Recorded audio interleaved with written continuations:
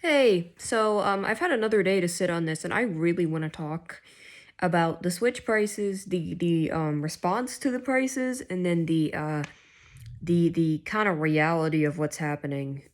So the Switch 2 prices have been extremely contentious and upsetting for people. And on the one hand, I can see why people were surprised due to the fact that it seemed rather sudden. Like, oh, games are going from 70 to 80. Um, Personally, yes, on the one hand, that is kind of alarming.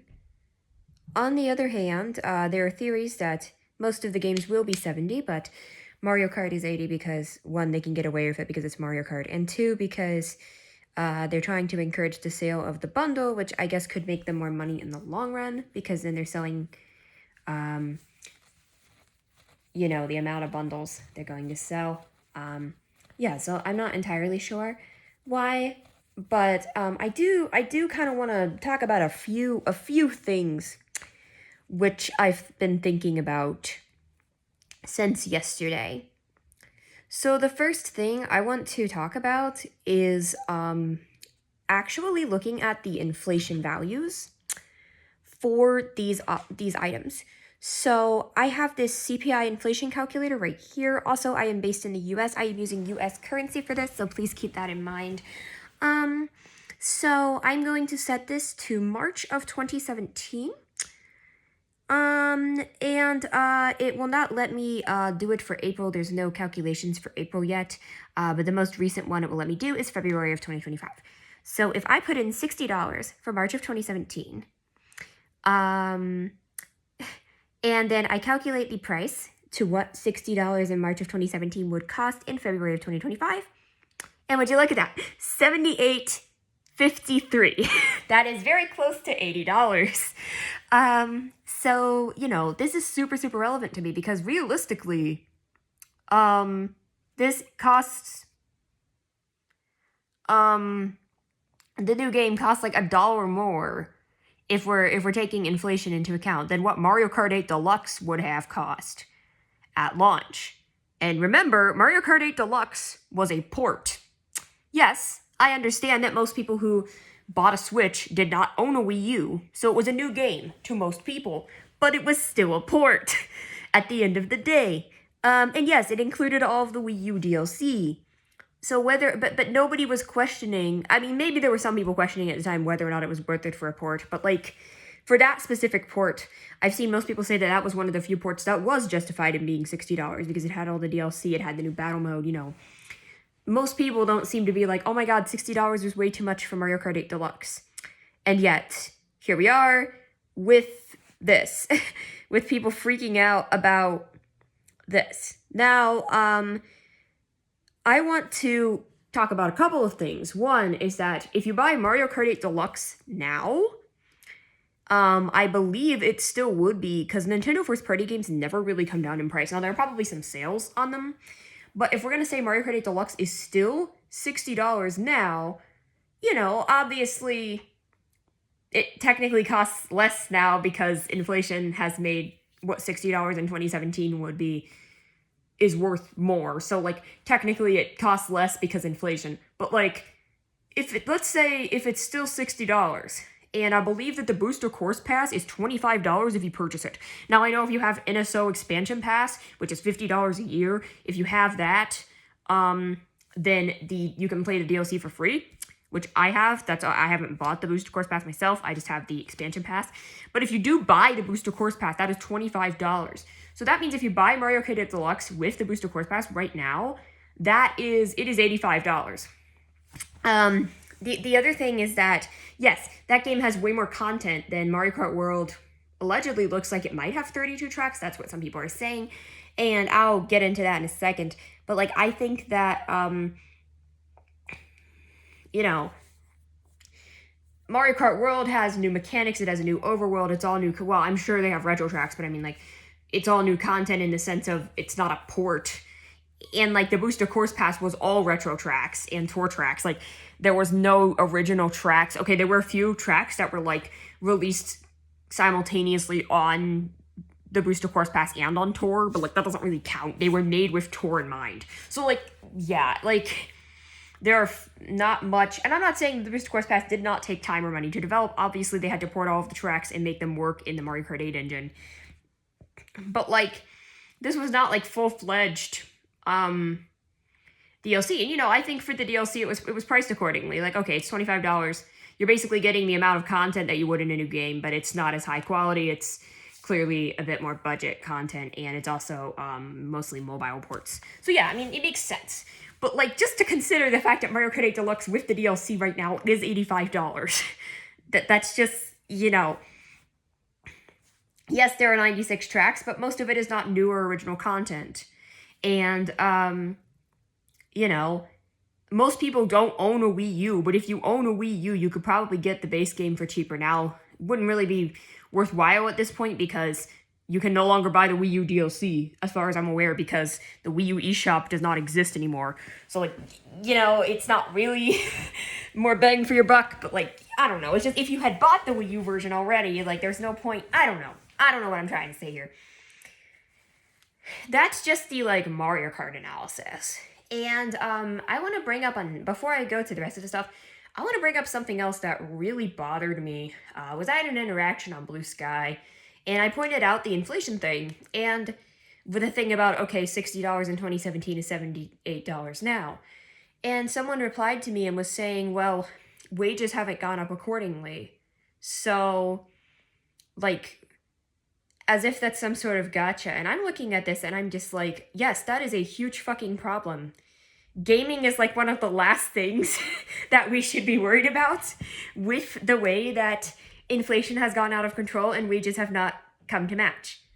That's an extremely serious societal issue because people cannot afford groceries, people cannot afford rent, people cannot afford gas. That is a societal issue. Yes, that's going to affect most to all consumer goods. And Nintendo is a company. The morally correct thing for them to do would be to take a profit loss. Be like, okay, we're not going to make profits on this. Let's just sell everything really cheap. Sure, that's the morally correct thing for them to do. But they're still going to end up in debt eventually because if they're the only company doing that, they're not going to be able to keep up with the economy. Now, yeah, if every company lowered their prices, that would be the morally correct thing to do. And then inflation would go down and everything would go down. That would be good. But, like, that's not where we're at. And expecting one company to lower their prices because you feel entitled to video games is really weird to me. Like, again, I'm not trying to say that Nintendo is some saintly figure here, but they're doing the exact same thing that every other company is going to have to do, simply due to inflation. And again, I recognize that less people will be able to afford it because the wages haven't gone up to, compensate. But, like, if you're worried about wages not going up to compensate, why are we discussing video games? If you have enough money to buy a Switch 2 or a PS5, you have enough money to pay $70, $80 for a game once in a while. And if you can't afford a Switch 2, there are probably more important things that you're worried about affording right now. And it's like, just let people... we should be acknowledging that, yes, this is a huge problem. The inflation not being proportional to wages thing is a huge problem. But why are we making this about video games? Like, I understand that the conversation we were having was about video games.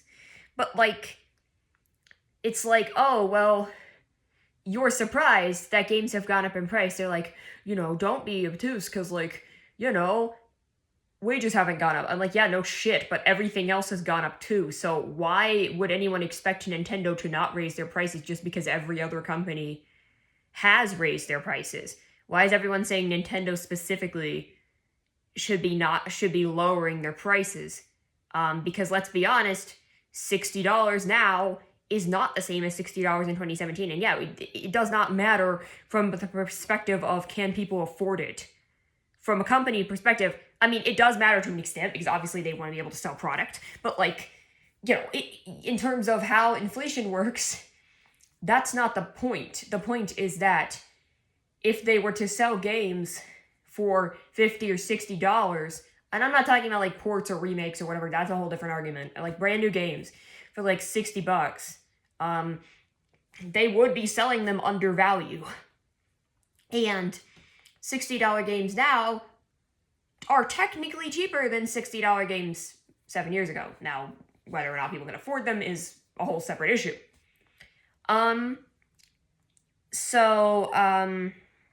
This is really interesting. This is super interesting. But like, I guess what I'm getting at here is that you are not entitled to like buy video games and entertainment. And yes, in a perfect world, we would all have money for entertainment addition to our needs. Everyone would have money to live comfortably and also be able to afford to do fun things. Absolutely, that is the ideal. But like, that's not what we're dealing with, and we need to deal with like making sure people can afford groceries before we worry about video game prices. Like that is the last thing people should be concerned about if you're trying to go on this angle of like, but people can't afford it. It's like, yeah, no shit, but that's not the fucking crux of the problem here. And then basically, I just said that if Nintendo isn't making a profit, they have no incentive to, keep making games. And, this person is saying, that's a capitalism problem. Like, okay, art for the sake of art would be made in a perfect world. And I'm like, well, I mean, people do make art for the sake of art. People make fan games and stuff that they don't get paid for. People make, just draw or do art for fun. People don't have enough time to do that because we're all working to the bone, because that's the capitalism issue with it. But it's like, yeah, of course, games would be made. But I'm sorry, but AAA game studios just wouldn't exist if you were in a completely socialist society. I don't think that would be a thing.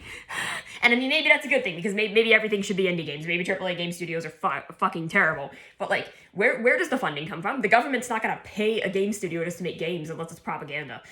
And this is like, I don't want to get into the whole political aspect of it here. I was writing to my friend about how I would run the economy if I was in charge, but like the thing is, it's like, I believe that there need to be more regulations. There needs to be a way to ensure higher wages. Like, minimum wages need to be drastically increased to keep up with the inflation, or the prices of everything needs to go down. The inflation needs to go down. But that's on a when I say global, I mean, yes, it is a global problem, but when I'm talking about the U.S., I mean global as in it affects every industry. It's not just gaming. So, like, that is a global issue here, and it's like, I believe that there need to be more regulations, that there's a lot of problems in business, but, like, at the end of the day, as long as, the industry exists and they're trying to make money, that it's a business. And yes, of course, the developers care about the product they're making. Of course, they're doing it out of passion, but also, like, if you go on the angle, the extreme angle of like, oh, everyone should just make art for fun, like, sure, but like, shouldn't people also be compensated for making things that people enjoy and consume? Like, I don't know, like, should artists not be compensated? Because, like, what is the socialist angle of let's all make art for fun, but also, like, because we have time and energy to do it? I mean, sure, I guess, but, like, I don't know, it's just a weird argument to me. Again, I'm not going to go in that whole rabbit hole, but, like, the thing is like, Nintendo or any other company is not going to start making art for fun. So if they cease to make a profit, they're not going to be making many games. They're just going to make a couple things just to tide people over who already have the system, to try to keep people invested at all. I'm looking at the, like, last couple of years of the Wii U. There was, like, barely any big games coming out, and the games that were coming out were either underwhelming or, like, lower budget experiences for the most part. There were some exceptions, but, like, that was what happened with the Wii U because they were not making a profit. And I also want to point out that the 3DS kept them afloat during this time. We don't have that opportunity. Now, don't get me wrong, the Switch 1 still has a huge install base here. So as long as they're still releasing games that are playable on Switch 1, they're still releasing games for Switch 1, which they will probably be doing for a while. There's probably going to be a lot of games that they're going to release both Switch 1 and Switch 2 versions. Also, a lot of third parties are going to keep releasing Switch 1 games for a while. Like, obviously, the more demanding third-party games won't be. But stuff like Sega and Ubisoft and stuff are going to keep releasing Switch 1 games for a while. So it's not like a huge... It's not like a huge thing at this point. But I genuinely just think, looking at this situation, it's like, everything's going to go up. Sony's going to release their next console and it's going to be $1,000 and people are going to freak the fuck out. And when I say it's going to be $1,000, I don't know how much I'm exaggerating, because the PS5 Pro is $700, and it's digital only, by the way. So, like, if you already have physical PS5 games, you can't even use those in your PS5 Pro, or physical PS4 games for that matter. Like, it's dumb. Like, I understand that, like, we can say digital-only consoles are the way of the future, but, like, if you're gonna do that, don't make it, like, backwards, don't make a cheaper model that's also backwards compatible with physical games. Like, what? It's just, I'm just saying, like, I would not be shocked if the next PlayStation is $800 or $900 at launch. Like, I'm just saying. And people are gonna complain about it, obviously, but, like, yeah, it's a problem. I guess we should be complaining about it for every industry so that everyone lowers their price, but, like, that's, you know, competitive price cutting is a thing, you know, like, we can try, you know, if one company lowers their prices, maybe other companies will lower prices to compete, and, you know, it's a thing, you know, it is a strategy. But just the disproportionate amount, and maybe a lot of Nintendo fans are, like, kids, and, I mean, they're not going to be buying it anyway, but, like, you know, they don't understand how, like, inflation works and how the economy works. So, that is the thing. I just kind of wanted to go on that little tangent about, like, this is a capitalism problem, and this is a rather more somewhat unregulated capitalism problem. It's also a problem because I'm not, like, against capitalism, but there need to be certain regulations because clearly what we're doing is not working, and the businesses are not going to do it themselves because they are greedy as fuck. They're greedy fucks. But then when the government's also being greedy fucks because the government is just made up of businessmen, you can't rely on the government to fix it. So it's just a shitty cycle. What I'm trying to say here is that there need to be stronger regulations on things. But, like, just this whole inflation issue is a huge issue, but, like, gaming is, like, one of the last things you should be worried about in that case. That's all I'm kind of saying. And people are acting like they're entitled to lower game prices. I'm like, you're entitled to, like, be able to afford food. Like, if you're worried about not being able to afford games, but you're affording your basic necessities, then, like, either, like, save up for the thing you want to buy, or just, like, worry about affording your I don't know. It's just a stupid argument, in my opinion. It's just like, oh, well, inflation doesn't matter because people don't make any more money. Wages haven't gone up. Yeah, no shit, but that affects literally everything. It's not. Expecting Nintendo to be the one company that doesn't raise prices is just weird. So anyway, I want to look at a few more things. I want to look at what is $300 in March of 2017 now. And this says that it is $392.63. So if we look at it this way, then yeah, the Switch 2 is more expensive than the Switch 1, even adjusting for inflation. Couple things. One, the Switch 2 is more powerful and probably costs more money to make. And the next thing is the whole tariff situation. So I'm imagining, when they were posing like 10 to 15% tariffs or whatever, I'm imagining that Nintendo may have preemptively made the price a bit higher in order to potentially combat the tariffs. Allegedly, they already have a bunch of stock in the US. You know, we're just going to see what happens. But the tariffs are a lot higher than was anticipated. We're like 47% tariffs on, like, Vietnam or whatever. And funnily enough, Nintendo had moved a lot of their production to Vietnam because they had their production in China, and there were a lot of tariffs on China already, so they moved their production to Vietnam. But now Vietnam and China are both getting hit with the tariffs. And, you know, I understand that the logic of that is like, okay, they should start manufacturing the goods in the United States so that, I'm saying I understand the logic of the tariffs is the way that, I'm not saying I agree with it, but I'm saying I understand the logic is, okay, well, they should start manufacturing in the United States. But, like, the thing is that the logistical problem with this is that it takes years to make new factories from the ground up. And, like, yeah, it would stimulate the economy, it would provide jobs and all that. But, like, it's gonna take years for Nintendo to be able to do that if that is what they end up having to do. And that also costs a lot of money to make the factories. So, like, you know, it's like, it is not a simple matter. Now, maybe there are certain parts that can already be made by certain factories in the US. Like, there are certain chip parts and stuff that can be made by US factories. So they may start, you know, moving some of that production to the US or Canada or wherever to avoid some of the tariffs.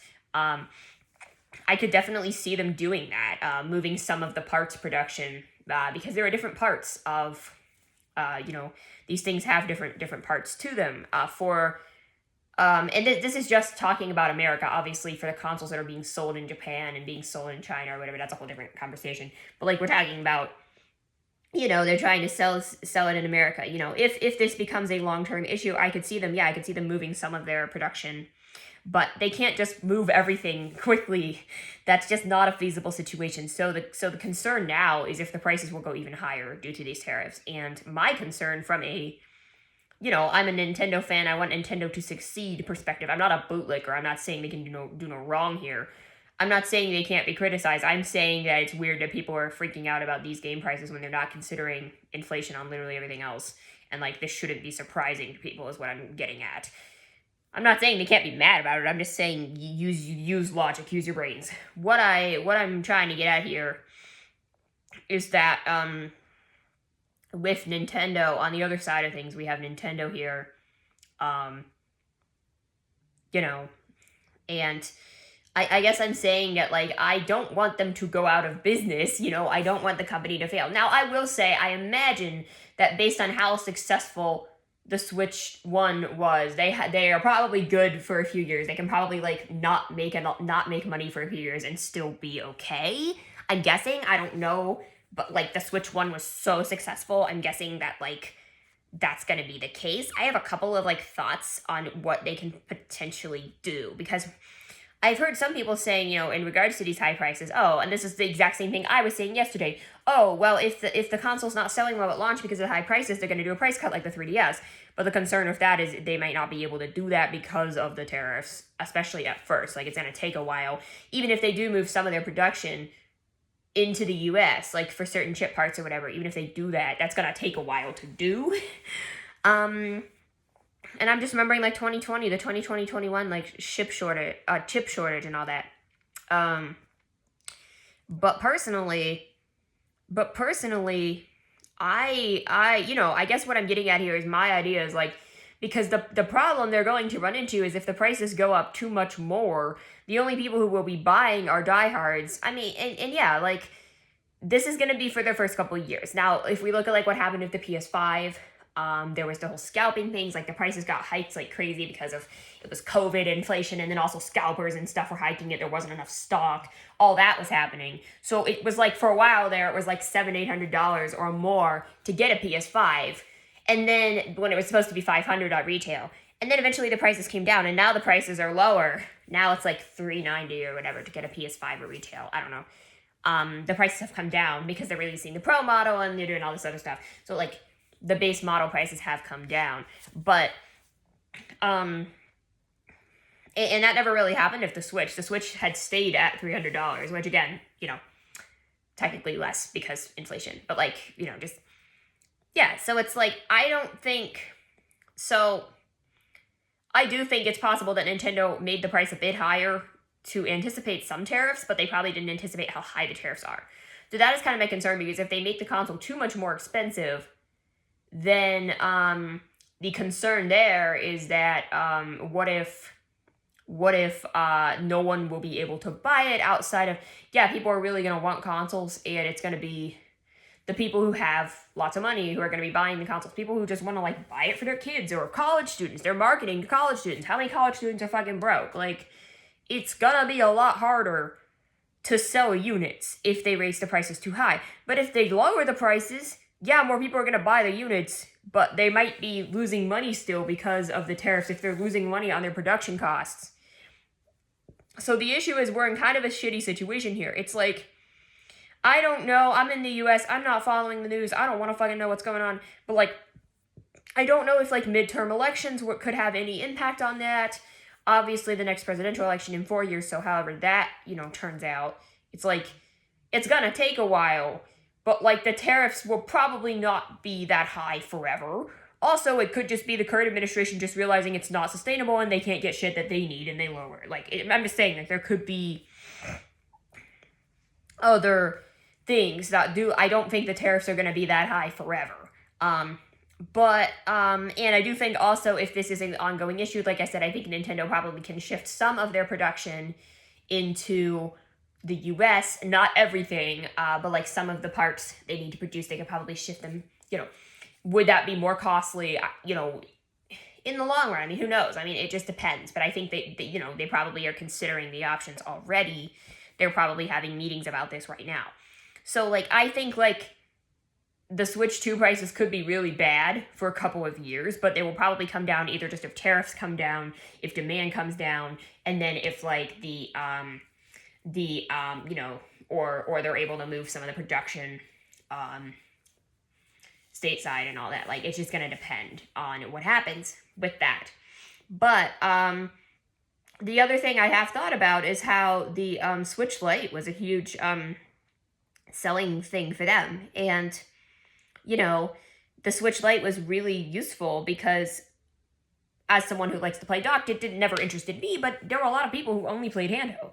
Like, there were a lot of people who would have no interest in buying a Wii U and bought a 3DS and just played on 3DS, There's people who just play games on their phones. Like, it's not, So for me, I think something they could potentially do, because how the 3DS kept them afloat in the Wii U generation or whatever, they could release a Switch 2 Lite, just like they did with the Switch Lite. I think that could actually help boost sales a lot if they're struggling to sell those home console, because they could make a cheaper model that's probably cheaper to make too, because then you're not including the dock set and all that. Now, yeah, the Switch 2 Lite would probably be $300. 350 would be a bit steep in my opinion, but like, we'll see. That's kind of my, which is still way more expensive than what the Switch Lite was, but comparatively, it would be more affordable. So I do think that is something they could consider doing. What's going to happen in the short term, I'm hoping that the stock issues aren't going to be too awful, because it sounds like they've been trying to mitigate that. And they're also trying to do this, like, pre-request kind of thing. So, like, if you have 12-month NSO subscription and you have 50 hours of playtime or whatever, you can sign up for, like, potentially being able to get a pre-order earlier. So they're doing some of that to, like, prevent scalping, which is great news. Obviously, the retailers are still going to get scalped, but, like, it is what it is. Like, it's really hard to prevent scalpers, honestly. But that, that is, they're doing some measures to, like, make sure that people who are, like, loyal customers who pay for NSO and pay for all this stuff are going to get. Because, like, the thing is, a lot of the people who are going to be interested in a Mario Kart game at launch, a multiplayer game at launch, people who have $500 to blow on it, and people who are going to be interested in the GameCube stuff on NSO. A lot of these people probably have NSO already. Like, not everyone, but, a lot of them do. So it's like, you want to prioritize the most loyal customers, and that is, that is good. They're trying to do that to prevent scalping, which is great. We'll just see how this goes. I think it's going to be a bit crazy trying to get a Switch 2 for a while, because after launch, it's just going to be, they could still run out of stock. They might not run out of stock. They might sell like ass because it's so expensive. And I'm not saying that because people are being bitchy about the prices. I'm saying that because people just don't have any money. We'll just see how it goes. If the demand exceeds the supply, then it could be a bitch getting a thing for a while, and the prices are just going to go way up. If the supply exceeds the demand, if there isn't much of a demand, they might lower the price, because if they can't sell units at all, and they realize, okay, we can't sell units, some of this cost is probably just going to be, they might go into debt for a bit while they're, or not necessarily debt, because I'm sure they have enough money stored up from the Switch 1, but, like, also just go into, like, the red, not making money for a bit due to the whole tariff situation and everything else going on. But, like, that is what I think. But I'm curious, if I can do this inflation in reverse, can I do February 2025 and then do, okay, I want to see something. I'm going to Google something right now. How much did Super Mario World cost when it came out? Okay. Oh, that's Super Mario Bros. 3. Okay, that's not... Okay. This is Super Mario Bros. 3. Okay, Super Mario Bros. 3 cost,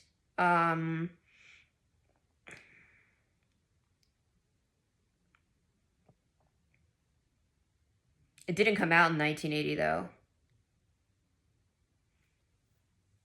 $49.95. Okay, there's a whole huge discussion over this. Okay.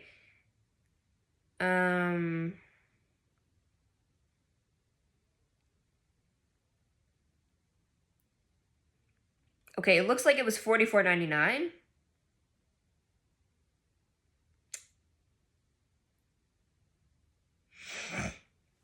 Okay.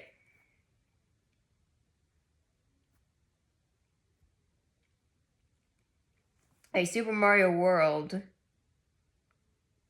Okay, let's just say that SNES games were $44.99. I'm sure some of them were more. Let's see if this lets me do this in reverse here. So I'll just do January of, I'll just do 1992. I'm just picking a year. Okay, January of 1992 here. Let's just see. And let's put in $44.99. I don't have to do this in reverse. Hold on. Going back. January 1992. Yeah, let's do it. Yeah, okay, so. And then let's look at right now, February 2025. Oh, that says 82 and 92. I want to do 92. Okay, let's put in $44.99. Let's just say we're just assuming that was the cost of the SNES games. Some of them may have been 60, they may have been more. But let's just see what that is. Okay, that is $103.95, okay? So, in today's money. So, like, if anything, games went down when they were 50, 60 bucks, in the 2000s, like, 2010s, it's like, if anything, they cost less. Like, what is, I want to do this in reverse here. I want to do February 2025. Where is it? 2025. And then let's do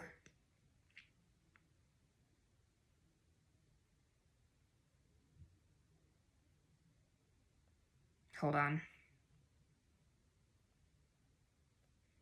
Let's just do 60. Let's do $50 in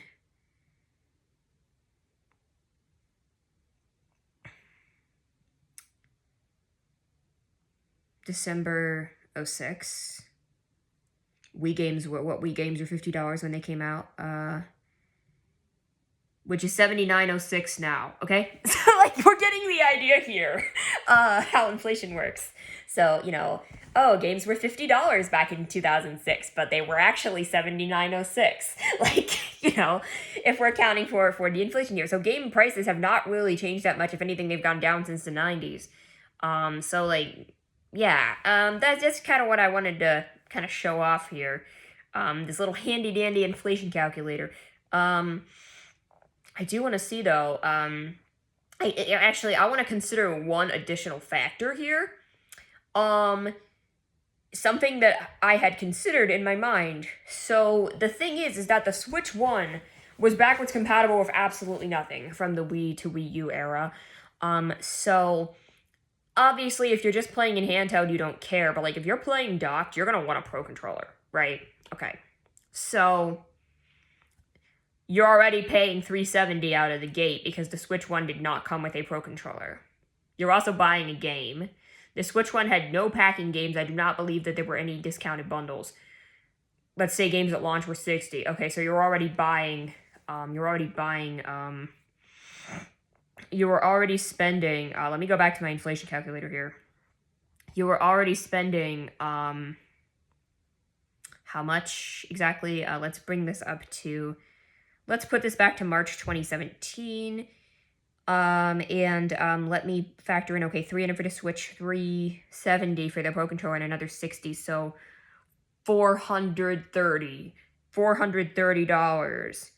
Assuming you're buying a game and a Pro Controller with your Switch, you're spending $430, right? Now let's see what this costs. Dude, it's not letting me delete. delete it. Okay, there we go. $430 costs $562, which if we buy the Mario Kart bundle for $500 and then buy the new Pro Controller with that, it's $580. So it's not that much more if we're adjusting for inflation, if you're buying a game and an accessory and the Pro Controller. Not to mention the fact that a lot of people already have a Switch 1 Pro Controller, and the Switch 1 Pro Controllers are compatible with Switch 2. Now, yeah, you don't get the chat button, you don't get the new chat button, but, like, they are compatible. You can play games with them. So, like, if you don't have to buy a Switch 1 if you don't have to buy a Switch 2 Pro Controller, if you already have a Pro Controller and you're just buying the Mario Kart bundle at launch, it's actually cheaper to buy the Mario Kart bundle with the Switch 2, just the $500 Mario Kart bundle, as opposed to paying $562 for the Switch, the Pro Controller, and the game. Yeah, which, again, that's adjusted for inflation. Keep this in mind. This is adjusted for inflation right here. You can see this. This is very important. But yeah, that is what we are looking at. That is so it's like, technically, if you already have a Pro Controller and don't need to buy one, because like a Wii U Pro Controller would not work on the Switch. Now, not everyone's going to have a Switch 1 Pro Controller, but I kind of feel like most people who are going to be buying a Switch 2 already have a Switch 1, and anyone who plays Switch 1 docked is going to probably have a Pro Controller. So, like, it seems likely to me. Now, as for third-party accessories and all that, I don't know how that's going to work. But as long as they're USB accessories, I don't see why they wouldn't work. But yeah, that's just some more thoughts on the Switch 2 pricing. Sorry for going on so long, but, like, I genuinely I wanted to show these inflation stats because they're very interesting to me.